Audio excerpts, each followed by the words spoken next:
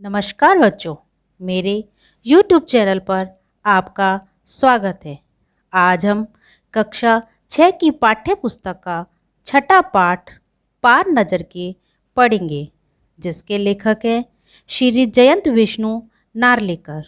बच्चों, पाठ पढ़ने से पहले मैं लेखक के बारे में जानकारी देना चाहती हूँ। श्री जयंत विष्णु नार्लिकर का जन्म 19 जुलाई 1938 में कोल्हापुर, महाराष्ट्र में हुआ। उनके पिता विष्णु वासुदेव नार्लिकर गणित के अध्यापक थे तथा मां संस्कृत की विदुषी थी। नार्लिकर की प्रारंभिक शिक्षा वाराणसी में हुई। वह एक प्रसिद्ध भारतीय भौतिकी वैज्ञानिक हैं, जिन्होंने विज्ञान को लोकप्रिय बनाने के लिए अंग्रेजी, हिंदी और मराठी में अनेक पुस्तकें लिखी हैं। नार्लिकर ने विज्ञान से संबंधित अकल्पित व कल्पित दोनों तरह की पुस्तकें लिखी। धूमकेतु नामक पुस्तक विज्ञान से संबंधित छोटी छोटी कहानियों का संकलन है। यह कहानियाँ विज्ञान के अलग अलग सिद्धांतों पर आधारित हैं। इनके द्वारा रचित एक आत्मकथा, चार नगरा तले माझे, विश्व के लिए उन्हें सन 2014 में साहित्य अकादमी पुरस्कार से सम्मानित किया गया।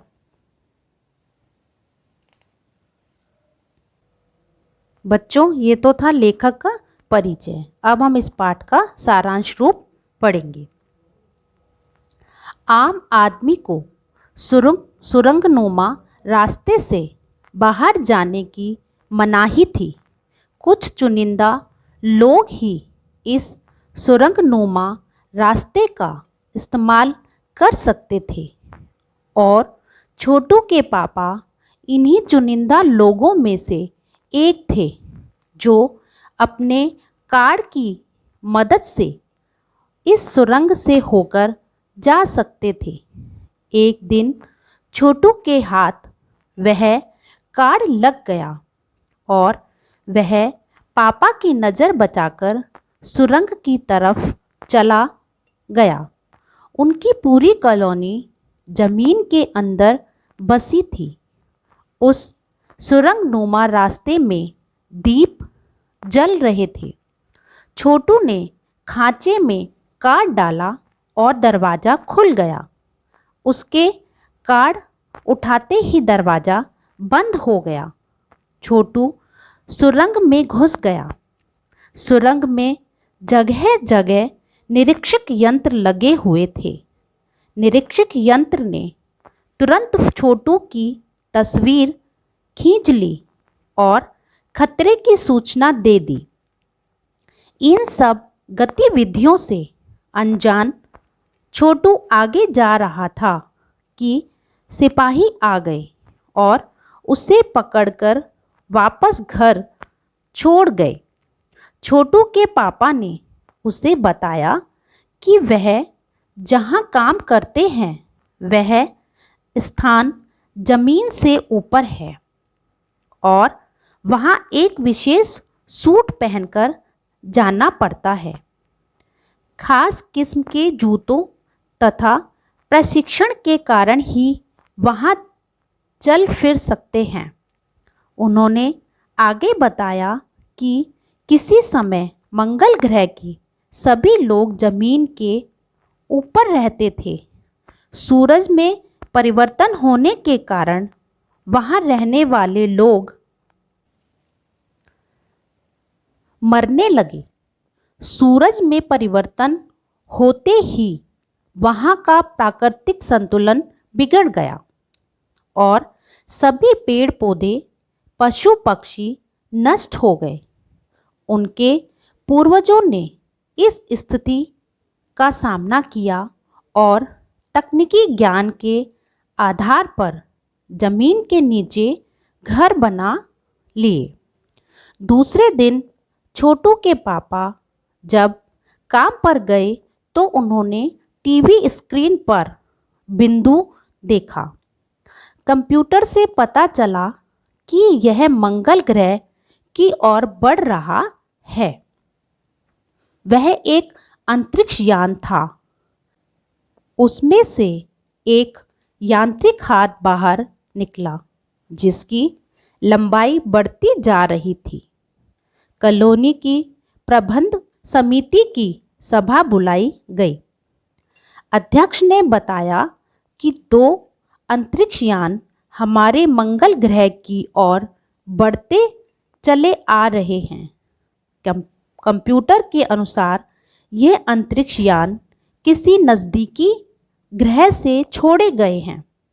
सुरक्षा की जिम्मेदारी नंबर 1 पर थी। उसने कहा कि हम इन्हें नष्ट तो कर सकते हैं, लेकिन फिर कोई जानकारी नहीं मिल सकेगी कि यह यान कहाँ से आया। नंबर 2 वैज्ञानिक थे। उन्होंने कहा कि इन यानों को देखते रहना चाहिए और अपने अस्तित्व को छिपाए रखना चाहिए, जिससे उन्हें लगे कि मंगल की जमीन पर कोई महत्वपूर्ण चीज नहीं है। सामाजिक व्यवस्था का काम देखने वाले नंबर 3 ने खबर दी कि अंतरिक्ष यान क्रमांक 1 मंगल की जमीन पर उतर चुका है। वह दिन छोटू के लिए बड़ा महत्वपूर्ण था। जब छोटू के पापा उसे कंट्रोल रूम में ले गए, जहां से यान क्रमांक 1 साफ दिख रहा था। पापा ने उसे एक कंसोल दिखाया। उस पर कई बटन लगे थे। छोटू का पूरा ध्यान कंसोल पैनल पर था। अंतरिक्ष यान ने एक हाथ बाहर निकाला। वह शायद जमीन पर पहुंचकर मिट्टी उकेरना चाहता था। छोटू ने कंसोल पर लगे एक लाल बटन को दबा दिया। इससे अंतरिक्ष यान के यांत्रिक हाथ की हरकत एकदम रुक गई और यंत्र बेकार हो गया। लेकिन कुछ दिनों के बाद नासा के तकनीशियनों ने इस हाथ को ठीक कर दिया।